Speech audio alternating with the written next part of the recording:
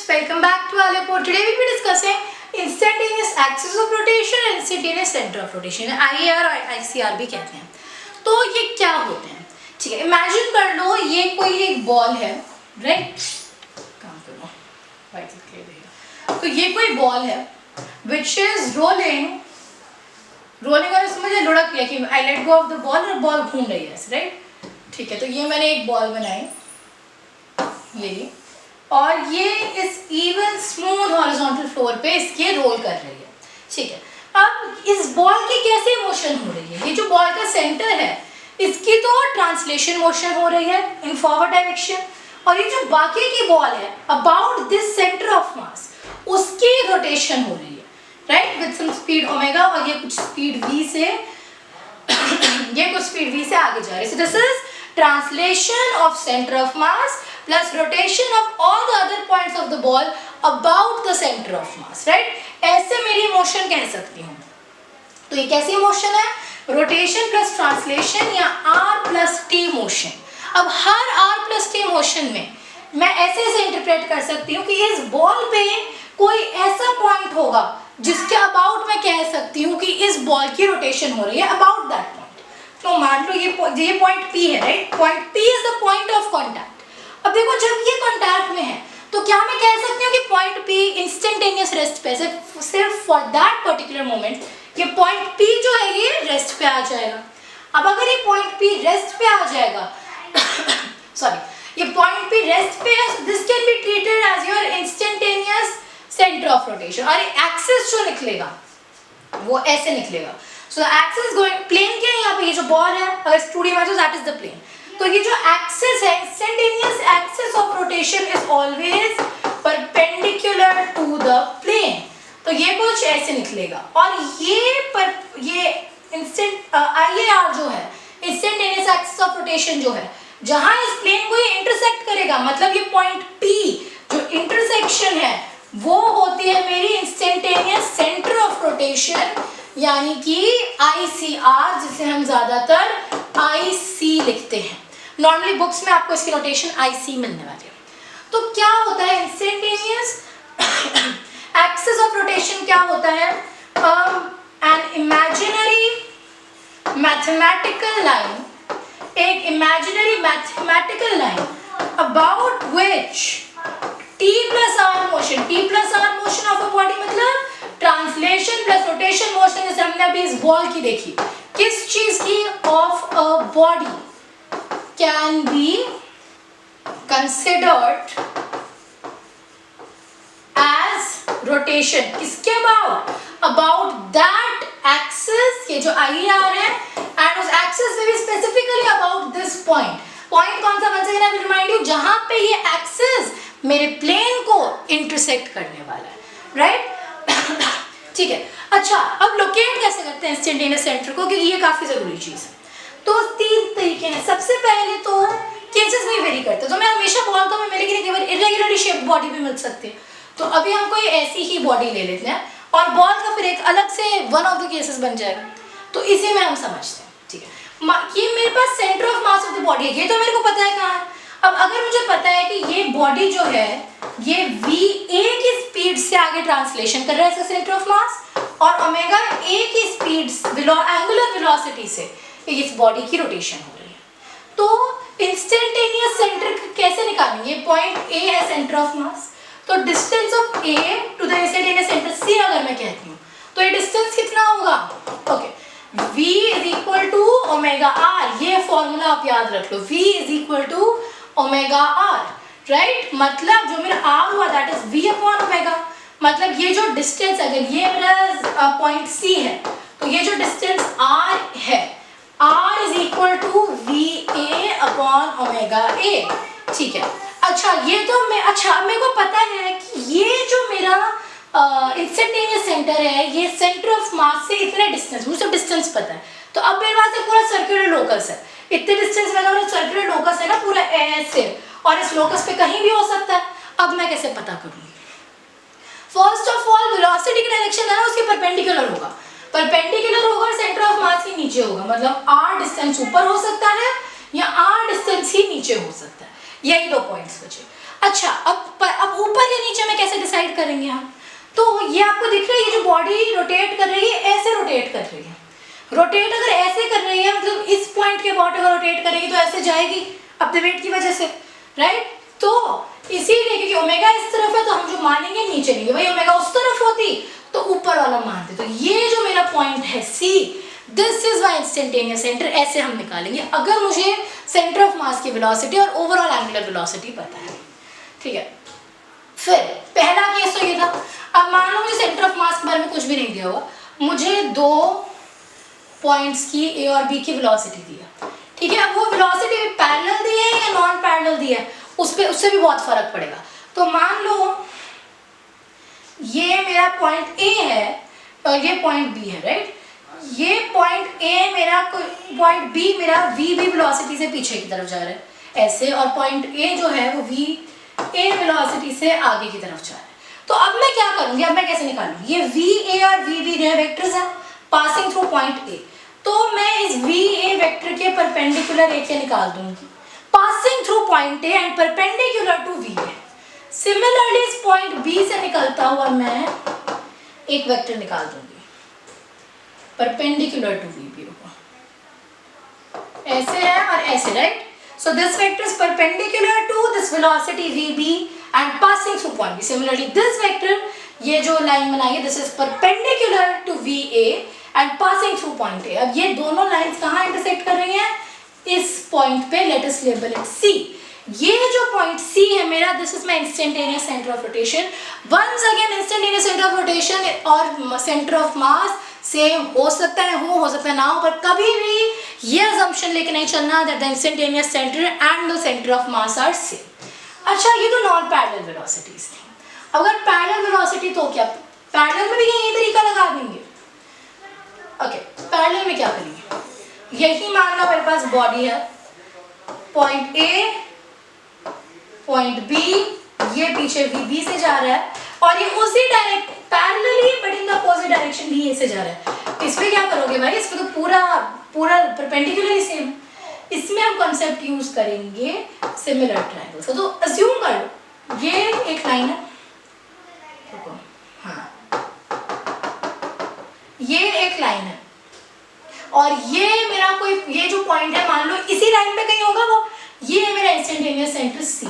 तो मैं क्या करूंगी, ऐसे ट्राइंगल खींचूंगी। अगर ये डिस्टेंस आर ए, ये डिस्टेंस आर बी है, तो मेरे को पता है ए और बी के बीच का डिस्टेंस कुछ डी है, ठीक है? तो मेरे को ये पता है R A plus R B is equal to D.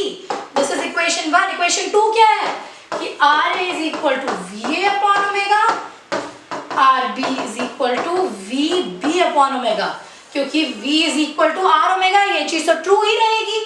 तो ये इक्वेशन 1, ये इक्वेशन 2, क्योंकि मेरे को वी ए और वी बी पता है, मैं यहाँ पे निकाल सकती हूँ वी ए वी बी और ओमेगा तो मेरे को पता ही होगा, तो इससे मैं निकाल सकती हूँ कि इसका क्या डिस्टेंस है और फिर R A plus R B भी मैं निकाल सकती हूँ, राइट? अच्छा, ये तो है अगर दोनों उल्टे डायरेक्शन में जाते पॉइंट्स हैं।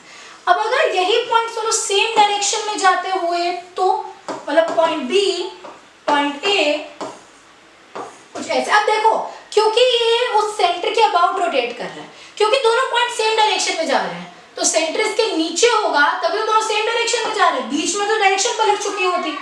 तो ये कहाँ होगा? इस लाइन पे कहीं होगा। मान लो ये पॉइंट सी मेरा सेंटर है, यहाँ मैं क्या करूंगी? Once again concept of similar triangles. This is R A, this is RB, this is VB, this is VA. Now once again मेरा RB is equal to VB upon omega, RA is equal to VA upon omega. चलो ये चीज तो मुझे पता चल गई। अच्छा, लेकिन अच्छा एक चीज, RB जो है ना, ये पूरा डिस्टेंस RB है और ये इतना सा डिस्टेंस RA है, तो A और B के बीच का जो डिस्टेंस है, जिसे मैं D कह देती हूँ, D क्या है? RB minus R A. ऐसे हम निकालेंगे। ये बन से हमारे पास दो इक्वेशंस आ गई हैं, तो ऐसे हम निकाल सकते हैं, ठीक है? अच्छा, ये आई होप तरीके क्लियर है। एक क्वेश्चन करके देख लेते हैं कि समझ आ जाए। वंस अगेन हम क्वेश्चन कैसे पढ़ने वाले हैं, बिल्कुल full stop to full stop की पहली लाइन पढ़ो, उसमें से जो निकल रहा है निकालो, डायग्राम है तो डायग्राम में लेबलिंग करो अगर करनी है, and then you move on to the next line, ठीक है? तो 100 centimetre rod is moving on a horizontal surface. तो ये पूरी रॉड जो है ये 100 सेंटीमीटर की है और ये एक हॉरिजॉन्टल सरफेस पे मूव कर रही है. In an instant when it is parallel to the x-axis यानी पैरेलल है, its ends A and B have velocities 30 centimetre and 20 centimetre पर सेकेंड. तो एंड A हो सकता है ब्लर होता है, देखिए ये एंड A जा रहा है 20 सेंटीमीटर पर सेकेंड से नीचे, ये एंड B जा रहा है 30 सेंटीमीटर पर सेकेंड से ऊपर. ठीक है, फाइंड इट्स एंगुलर वेलोसिटी. ठीक है, angular velocity and velocity of its centre. तो ये अगर सेंटर है तो इसकी कुछ वेलोसिटी v होगी, वो मुझे निकालनी है. और एंगुलर वेलोसिटी देखो ऊपर जा रहा है, ऐसे जा रही है रॉड, तो इसकी एंगुलर वेलोसिटी ऐसे होगी ओमेगा. मेरे को ये ओमेगा निकालनी है. Also locate it's instantaneous axis of, तो मुझे इसका इंस्टेंटेनियस एक्सिस ऑफ रोटेशन भी ढूंढना है. ठीक है, अब तक मुझे कोई प्रॉब्लम नहीं है. सबसे पहले क्या देखना है हमें कि इसके एंगुलर वेलोसिटी कितनी है. ओके, मान लो मैं पॉइंट बी का रिलेटिव टू पॉइंट ए देखती हूँ. क्या मैं कह सकती हूँ V B is equal to V A plus omega into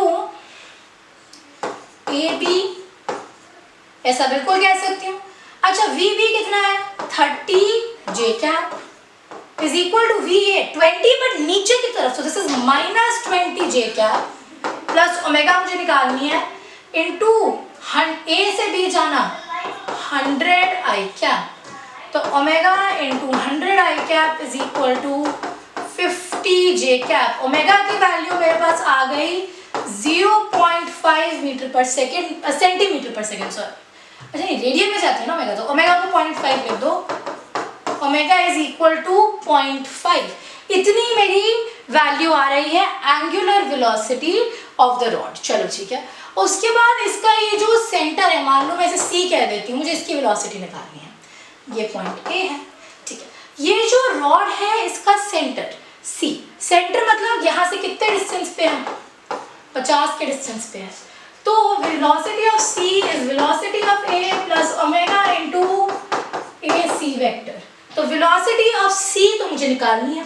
velocity of ए कितनी है -20 जे कैप प्लस ओमेगा कितना है 0.5 या जे कैप, जो सेम डायरेक्शन में चल रहा है ना यहाँ, तो -20 क्योंकि उल्टी डायरेक्शन में है प्लस 0.5 इंटू ए सी कितना 50 सेंटीमीटर, 50 0.5 इंटू फिर 25 मतलब 5 और पॉजिटिव है मतलब 5 सेंटीमीटर पर सेकेंड. मतलब ये जो सेंटर ऑफ द रॉड है ये ऊपर जा रहा होगा 5 सेंटीमीटर पर सेकेंड से. ठीक है, तो मेरा ये वाला पार्ट हो गया क्वेश्चन का और ये वाला पार्ट हो गया. अब also locate it's instantaneous axis of rotation. देखो इसका इंस्टेंटेनियस एक्सिस ऑफ रोटेशन निकालने के लिए अगर अच्छा मेरे सेंटर ऑफ रोटेशन आ जाए तो एक्सिस ऑफ रोटेशन तो बस उससे निकलती हुई एक लाइन होगी which is parallel to the rod, right. तो मेरे को एक्चुअली यहाँ पे क्या निकालना है, इंस्टेंटेनियस सेंटर ऑफ रोटेशन. और ये जो वेलोसिटी है ए और बी की ये एंटी पैरेलल है, 20 एंड 30 इन अपोजिट डायरेक्शन. मतलब ये एंटी पैरेलल वेलोसिटीज है, सेम उल्टी direction but parallel to each other. तो इनके कॉमन परपेंडिकुलर जो है, कौन सी कॉमन परपेंडिकुलर, ये कॉमन परपेंडिकुलर, इसी पे कहीं जो मेरा इंस्टेंटेनियस सेंटर ऑफ रोटेशन है वो लाई करने वाला है. ठीक है. अच्छा अब मैं क्या करती हूँ, इसी को थोड़ा सा नीचे बना लेते हैं साफ करके और उस पर समझाती हूँ. ये रॉड है, ठीक है, point A point B, A goes down by 20, B goes up by 30, दोनों एंटी पैरेलल है. ठीक है, ये मेरा यहाँ से निकला पॉइंट पी. ये जो पॉइंट पी है this is my instantaneous centre of rotation, not the centre of the rod. अगर ये कुछ डिस्टेंस x है तो ये डिस्टेंस कितना हुआ 100 माइनस x सेंटीमीटर. ये 20 है, ये 30 है. अब मेरे को पता है ये दोनों सिमिलर ट्राइंगल्स हैं. अगर सिमिलर ट्राइंगल्स हैं मतलब इनकी साइड्स का रेशियो सेम होगा.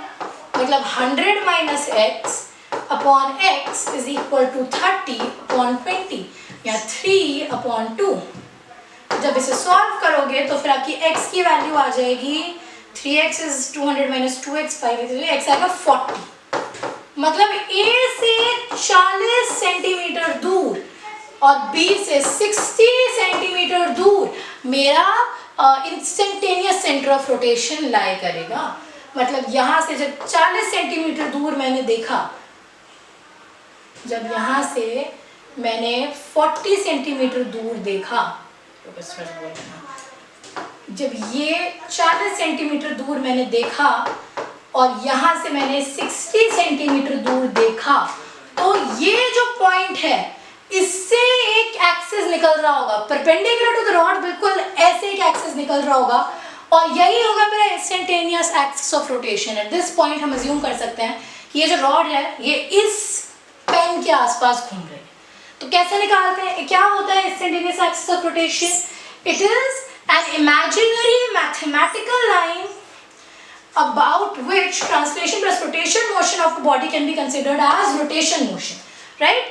दोबारा समझने के लिए एक बॉडी की ट्रांसलेशन प्लस रोटेशन मोशन को about the instantaneous axis of rotation pure rotation माना जा सकता है। कैसे निकालते हैं ये पॉइंट? 3 तरीके थे। अगर सिर्फ एक पॉइंट की सिर्फ सेंटर ऑफ मास की वेलोसिटी ओमेगा दी है तो उससे डायरेक्शन में perpendicular to the velocity depending on omega direction देखेंगे और डिस्टेंस होगा v अपॉन ओमेगा। अगर वेलोसिटी 2 पॉइंट्स हैं इनकी वेलोसिटी नॉन पैरेलल है तो passing through the point at perpendicular velocity perpendicular खींचेंगे और जहां वो इंटरसेक्ट करेंगे ये वाला पॉइंट, वो मेरा इंस्टेंटेनियस एक्सिस ऑफ रोटेशन है। अगर पैरेलल वेलोसिटीज है तो फिर सिमिलर ट्रायंगल्स का यूज करेंगे। इस क्वेश्चन, ये थोड़ा सा ऑलराउंडर सा क्वेश्चन था, इसमें हमने सारा यूज करके देख लिया। So I hope you concept clear है। That was all for today's video. Good bye, thanks for watching.